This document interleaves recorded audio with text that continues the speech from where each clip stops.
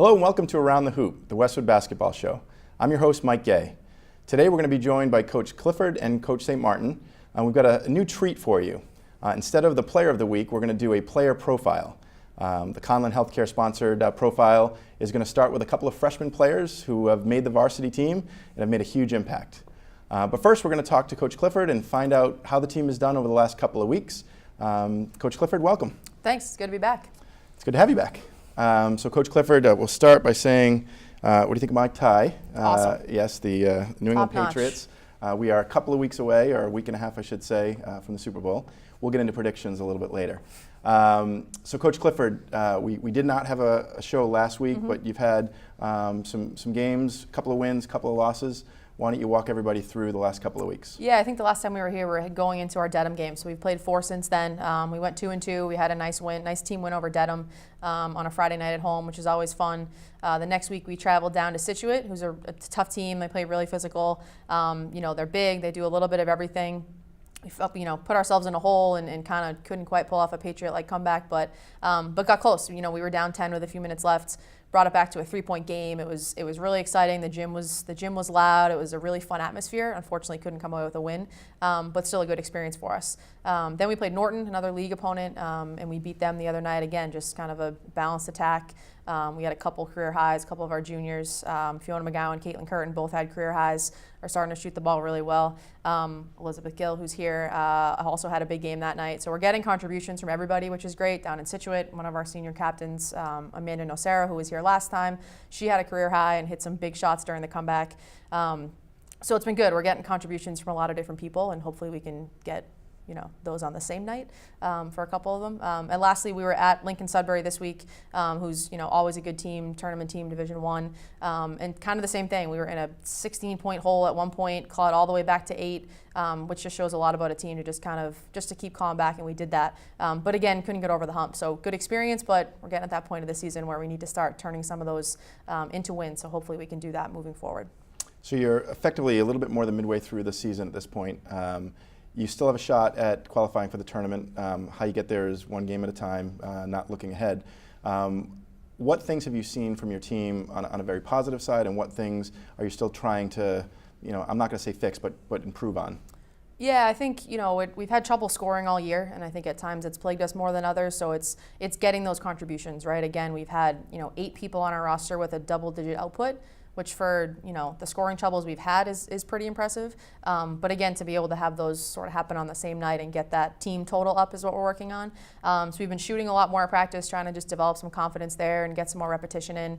But in terms of the off the court stuff, the energy, that's been there. Like the kids are into it. They're working really hard. They're playing together. It's a pretty close-knit team, so that's been really good to see. So it's a pleasure to show up to practice every day, and it's been a lot of fun. But again, winning breeds a little bit more fun. So as much as I'm enjoying it, hopefully we can start turning the results into positives too. Can you take a look ahead for the next couple of games? Yeah, so our next 2 games are against the top 2 teams in the league, Medfield and Hopkinton, both on the road. Both of them beat us pretty handily the first time. We were able to compete with them really well for about a half. And it was, the third quarter against Medfield, against Hopkinton, it was like the end of the third and beginning of the fourth, they really pulled away. We're a much different team than the second and third games of the season. They've gotten a lot better too, so we're hoping it's a better matchup and that we can, just grind out a win, is just go out and try to hang around for a while. They're really, really strong teams, get off to a better start than we have and hang on at the end. So.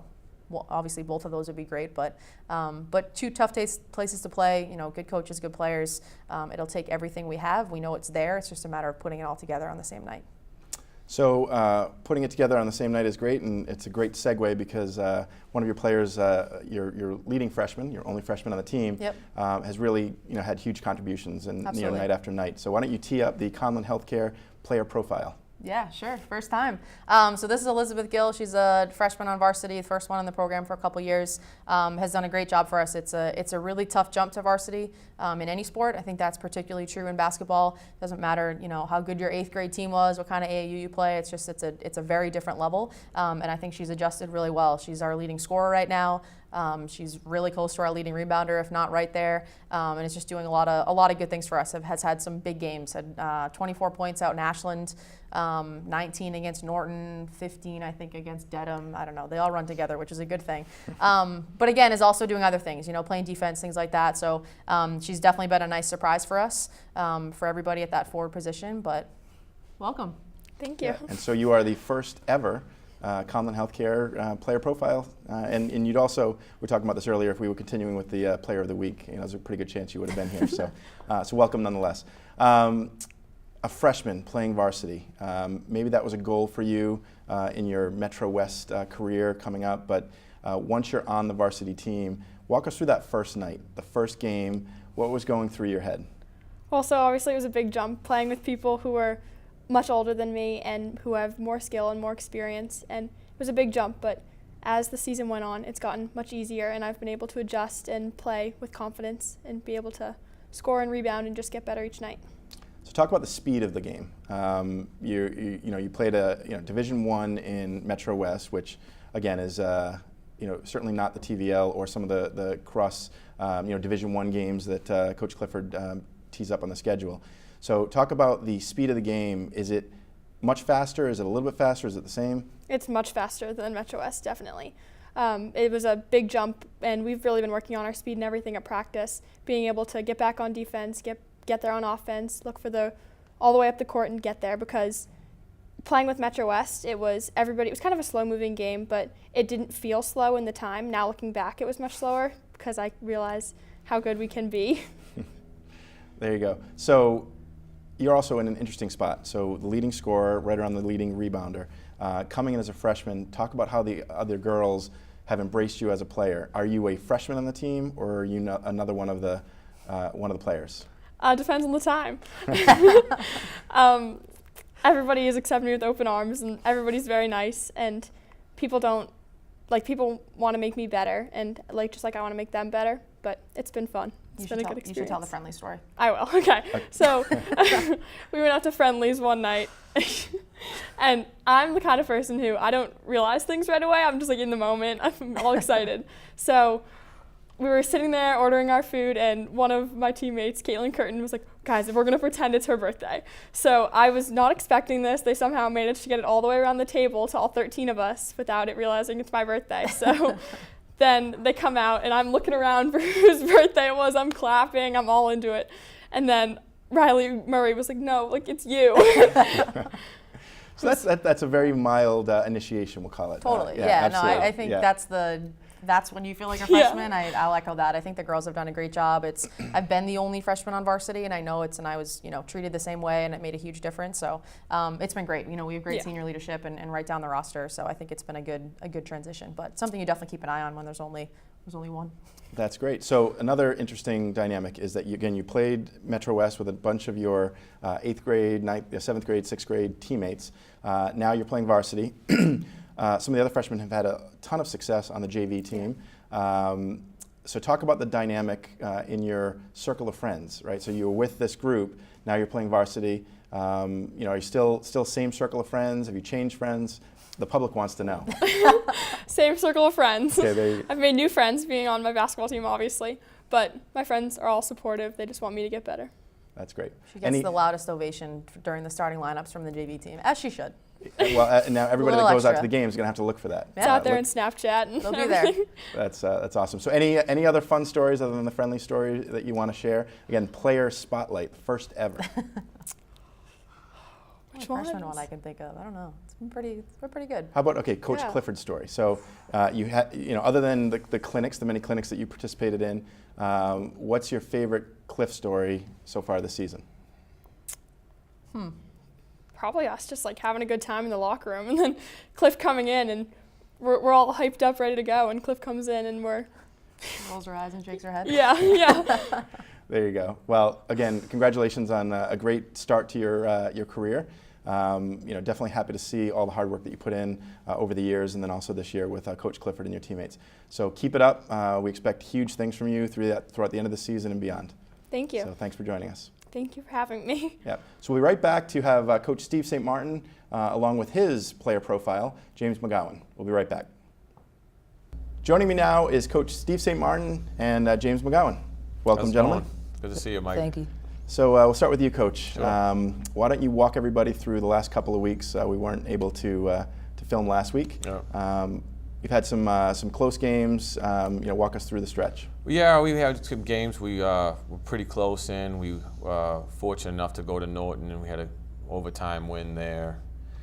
They were first place in the league at the time, so it was beneficial for us to get that win as far as some of the wins and losses goals that we established and we would like to do.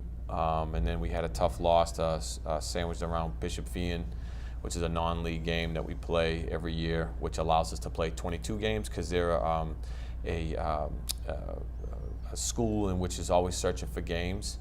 So because the MIA establishes there's certain, they're called exclusion schools, certain schools can't find enough games because their leagues are so tiny. Catholic Conference being one, Old Colony being another. We happen to play 2 of them, but you can only play 22 max. So we play Bishop Feehan and Bridgewater Raynham are exclusion schools. Mm-hmm. So we had a couple of tough losses with that, but another game coming up with Medfield, and that's always going to be good. We'll see how that goes. Yep. So similar question that I asked to Coach Clifford in the previous segment. Again, you're a little more than halfway through the season. Again, Right. we've talked about some of the challenges of taking what you're doing in practice and executing it in a game. Right. But again, there's some real positive things that we're seeing out there. They don't necessarily always reflect in the score. Right. But talk about some of the things that the team is doing better than they were doing earlier in the season. Well, I think younger players are, including James, are really starting to understand more of the expectations and how to execute the little tiny details to be more fundamentally sound. And that has allowed us to be in a position where we have a lot of different sophomores and freshmen that are accruing more minutes. With a couple of injuries, that's important. Mm-hmm. It's important for us to be able to have some guys that can get a little bit more experience, and I think that will help us for the rest of this year, obviously, and in the future, because now you know what the expectation is, and now you understand it more, and so hopefully what ends up happening is they can pass that down to the next group of younger people that come up, and that's what's supposed to happen every year. That translates from one group to the next. That's the legacy you leave behind. Yeah, and it's a good segue. So, year to year, you grow as a player. Mm-hmm. This is the first year in a number of years that you've had a freshman on the team, and so why don't you tee up the Conlin Health Care player profile? Yeah, sure. I mean, we were a few years ago we called Owen Gaffney up as a freshman. He started on JV last year. Jack Turgeon made it as a freshman, and to me that's an extremely difficult situation to be in because the expectations are high. You're trying to be competitive, and you're physically going against folks that have a number of years on you and more experience. So James McGowan made the team as a freshman this year. Another caveat of why it's so difficult is freshmen have to try out with freshmen first.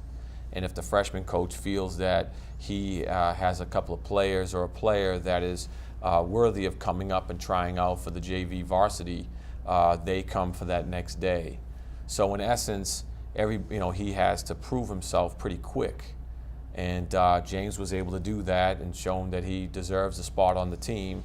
And any minutes that he accrues now from the start of the season to the end of the season is what he ends up earning on his own like any other player. So that means in practice you have to compete all the time, and James has been able to do that and has accrued a lot of minutes and started for many games for us this year. And as long as he continues on that path, we'll continue to do so. So again, James, welcome. You are, Thank you. like Elizabeth Gill, the first ever Conlin Health Care player profile player. So again, nobody can ever take that away from you. So let's talk about, again, you go through the tryout process. You start with a freshman, you come up and you practice that extra night with the JV and varsity. You make the team. First night. So what's going through your head as a freshman playing, varsity? It felt good. I was excited for the season because that was a goal I had to make varsity as a freshman, and I was ready to work because I knew it wasn't going to be easy, so I had to just keep working every day. So how how has that kind of work translated over the course of the season? Have you felt your game has grown as a result of the day in and day out practices? Oh yeah, it has a lot because the game is so much different than AAU or travel basketball. It's a lot faster and more physical. So every day I'm learning, even the little things. They're going to help me get better every day. That's great. So similar question that I asked Elizabeth. You're the only freshman on the team, but there are a couple that have gone through that experience of playing as a freshman. How has that been, from a team dynamic perspective with the other players? Oh, it's been good. They've been helping me. If I make a mistake, they'll tell me about it and let me know so I don't make the same mistake, because it's only going to hurt the team if they don't tell me. So they're telling me, and I'm learning, and I'm trying to fix as many mistakes as I can. Yeah. And finally, same circle of friends, or has your circle of friends kind of gone more towards the varsity players, or do you still have all of your buddies, all the freshman players that you've played with over the years that are now playing JV or even on the freshman team? I still got my same circle of friends. Yeah. Hasn't really changed. So Coach, we're finding out that they expand their group, but still hang with the same guys. Which is good. That's great. And Jack Turgeon's been great, I think, with James, because he was in a similar spot last year, and that's a real shout out to the type of person that Jack is. Yep. I always see him talking to James a lot, especially at the end of practice and going over different things, and that's just how quality of person that Jack is. So I definitely am going to put you on the spot. I need either a Coach St. Martin story or some sort of a goofy, funny story. This is a player profile. People want to really get to know you here. So give us something. I don't know. I mean, I just like coming in every single day, not really taking any days off, and we just come ready to grind every day. You know what? This is Coach Belichick would absolutely love this kid. Because a smart answer. Oh man, that was good. So nothing, no dirt, nobody's watching. It's just the three of us. Nothing? Nah. Oh man, we're gonna have to work on that. But so James, again, congratulations. It's been great to see you out there. The speed of the game. I think you've adjusted well, and keep on working on all those little things, because you, as well as Elizabeth and the rest of the underclassmen, have a really bright future. So we hope to see you back here, and good luck again. Thanks, in Mike. Medfield, Hopkinton, and the games ahead. Appreciate it. Thank you. Again, in the next segment, we're going to wrap it up and talk about the road ahead for both the boys and the girls. I want to thank everybody for joining us tonight. Quick road ahead for both the boys and the girls. The boys will be hosting Medfield on the Friday, the 26th of January. The girls will be traveling to Medfield down Route 109. On the 30th, the boys will be hosting Hopkinton, and the girls will make the trip out to Hopkinton, out on the Mass Pike. And then Friday, the 2nd of February, the boys will travel to Millis, and the girls will be home. It's the best ticket in town. Please come out and support both the boys and girls program.